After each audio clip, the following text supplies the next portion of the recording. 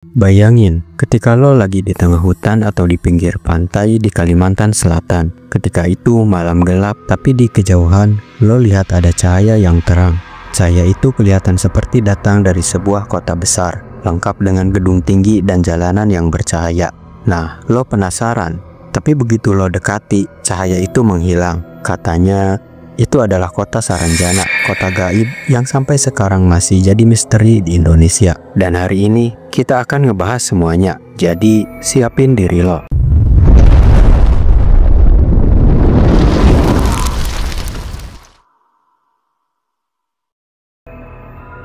Nah, orang-orang yang katanya pernah melihat Saranjana ini selalu menggambarkannya sebagai kota yang luar biasa megah. Mereka bilang, kota ini kayak teknologi di masa depan. Ada gedung-gedung tinggi, kendaraan yang melayang, dan masyarakatnya hidup makmur banget. Tapi anehnya, kota ini nggak bisa dilihat oleh sembarang orang. Beberapa orang percaya, Saranjana cuma bisa terlihat kalau diizinkan untuk melihatnya. Entah oleh siapa atau oleh apa. Nah, secara lokasi, kota ini konon ada di Pulau Laut, Kota Baru, Kalimantan Selatan. Tapi kalau lo cek di peta, nggak ada tuh yang namanya Saranjana. Jadi kalau kota ini nggak ada di peta, kenapa banyak cerita tentang keberadaannya? Nah, ini salah satu cerita yang paling terkenal tentang Saranjana.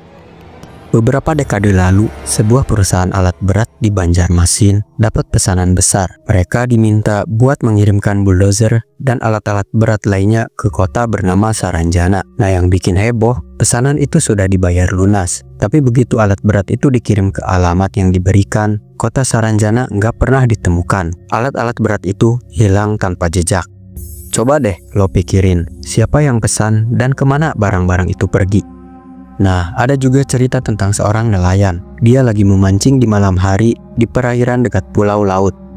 Tiba-tiba, dia melihat cahaya terang di kejauhan. Nah, cahaya itu kelihatan seperti datang dari sebuah kota besar. Nah, karena penasaran, kemudian dia mendekat. Dan yang dia lihat bikin dia merinding. Nelayan itu bilang, dia melihat sebuah kota yang luar biasa besar. Lampu-lampunya terang, jalan-jalannya mulus, dan orang-orang di sana tampak sibuk seperti di kota modern.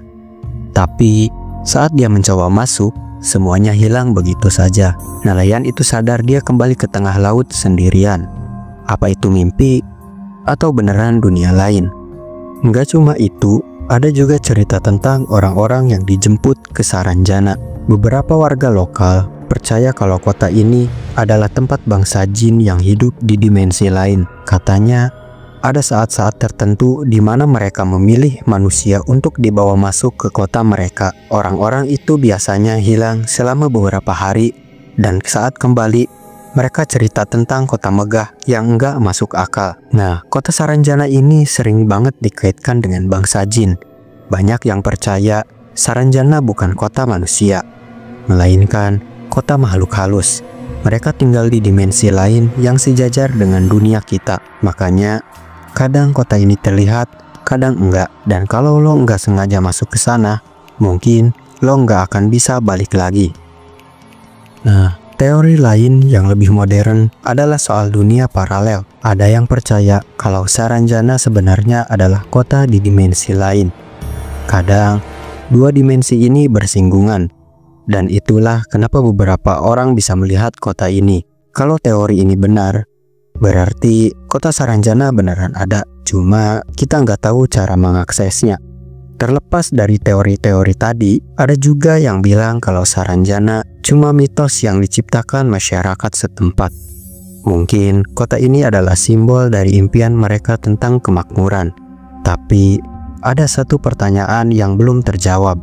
Kalau cuma mitos, kenapa ada banyak cerita dari saksi mata yang konsisten?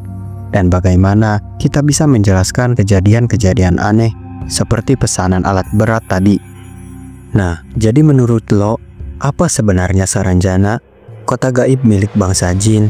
Kota di dunia paralel?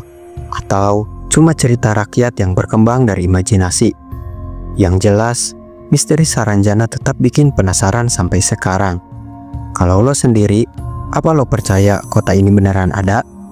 Atau mungkin di antara kalian ada yang pernah ngalamin kejadian aneh di Kalimantan Selatan?